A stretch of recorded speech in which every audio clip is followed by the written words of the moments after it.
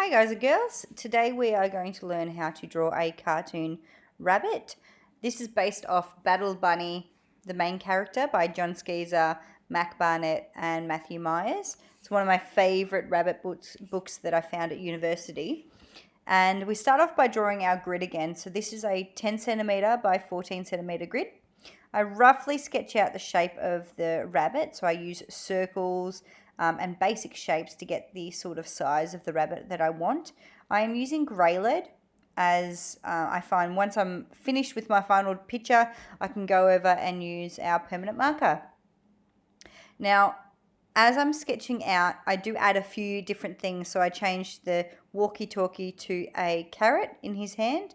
I also take off the eye patch, the hat, the camo belt, and make it look a little bit like a nicer looking bunny. So I change it very, very slightly.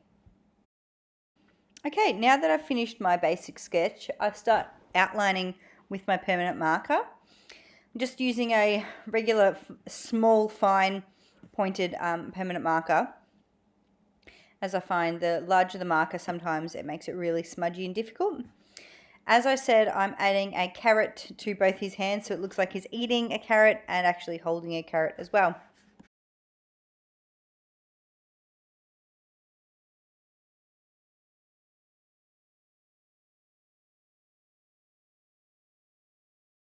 Okay, now that I've finished my basic sketch and my permanent outline, I'm going to start to colour. Now, a little mistake, I forgot to rub out my guide lines with my eraser. So I go back, I give that a bit of a rub out, and I get onto my colours.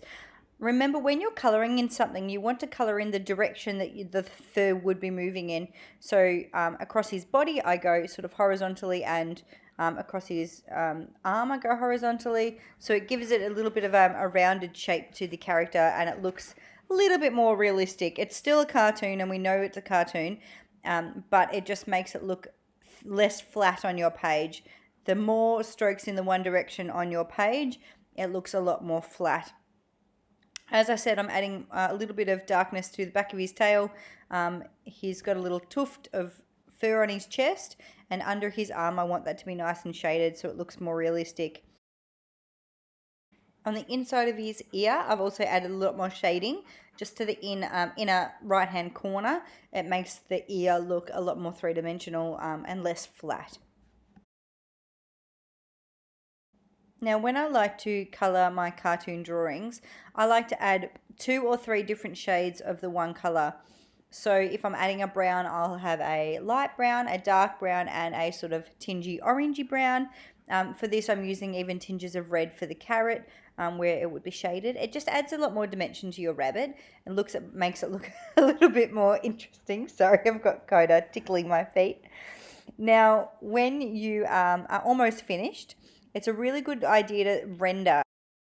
You can use a white pencil to smooth out your colors. So I tend to use a white pencil very lightly, and it helps blur your colors together and mix them together a little bit when you're using pencil. I'm adding color to the bottom tree trunk. I'm using circular motions when I go under his foot, under the rabbit's foot, to make it look like rings of a tree. These are just minor details. You can add flowers, you can add grass, you can add a background if you'd like. This is just a very, very sort of standard rabbit. Now, one thing you might have noticed, I haven't added any whiskers yet to my rabbit. I like to add my whiskers in using permanent marker at the very, very end. I find sometimes with the pencils and things it doesn't stand out as much. So I finish the rest of my drawing and then I add in the whiskers on his little cheek. And I'm just about done. Remember to sign your piece once you're finished. Sign it, date it. I always date my work because I love looking back and seeing how much I've progressed over the years. It's a nice little reminder that the more you learn something, the more you practice something, the better you get at it. I hope you enjoy. Thanks for watching, guys and girls.